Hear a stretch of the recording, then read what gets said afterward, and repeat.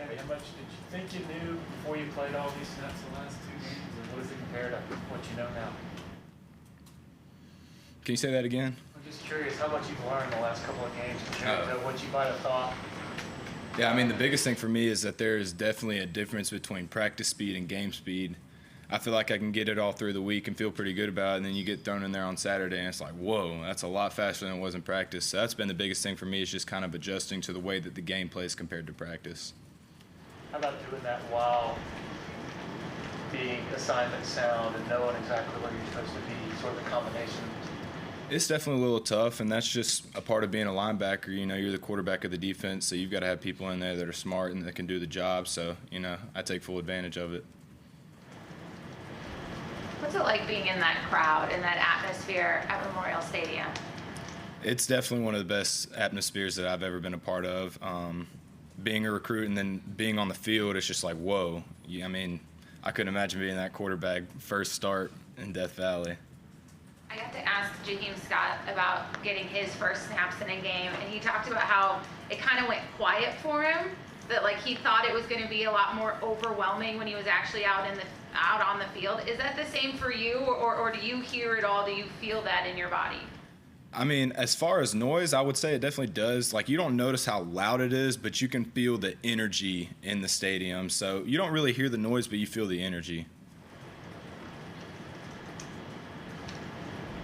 I guess on those tackles for loss, kind of like just kind of make your read, and kind of what you thought it was going to be, it was, or like what do you think allowed you to kind of get in the backfield and make some of those plays? I think the biggest thing for me was just playing fast.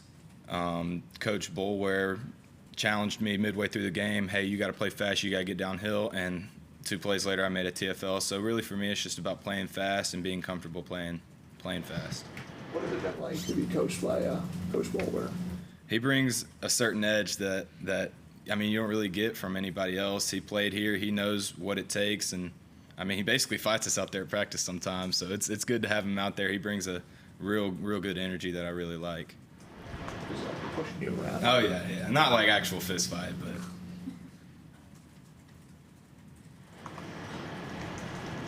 Any questions for Sammy virtually?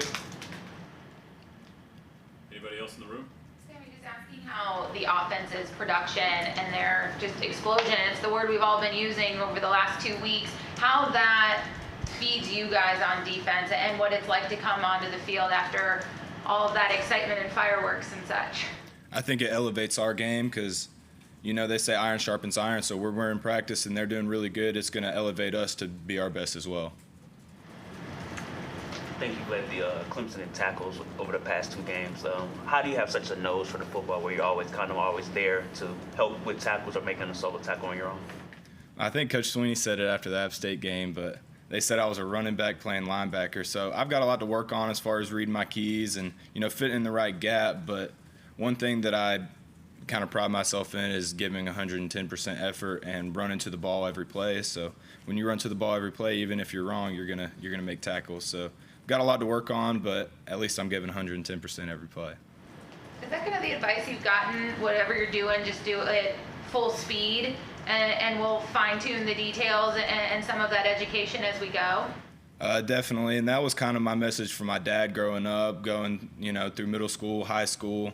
If you're going to be wrong, at least be wrong going 110%. I know they have the iPads and stuff like that now, so that help, like, after you maybe didn't quite hit a gap, were they just showing you on the sideline like this is? I think it helps a lot because, you know, you can say, oh, I fit in this gap, but the eye in the sky doesn't lie, so you can get the iPad, you can see what actually happened, and, you know, they're going to run a play more than once in a game, so it definitely helps the next time they run it. I think Wade Woodaz yesterday kind of said he kind of helped the younger linebackers kind of, if you guys make a mistake there, him and Barrett kind of come and help you guys. How crucial has their leadership and kind of mentorship been for you guys during these games?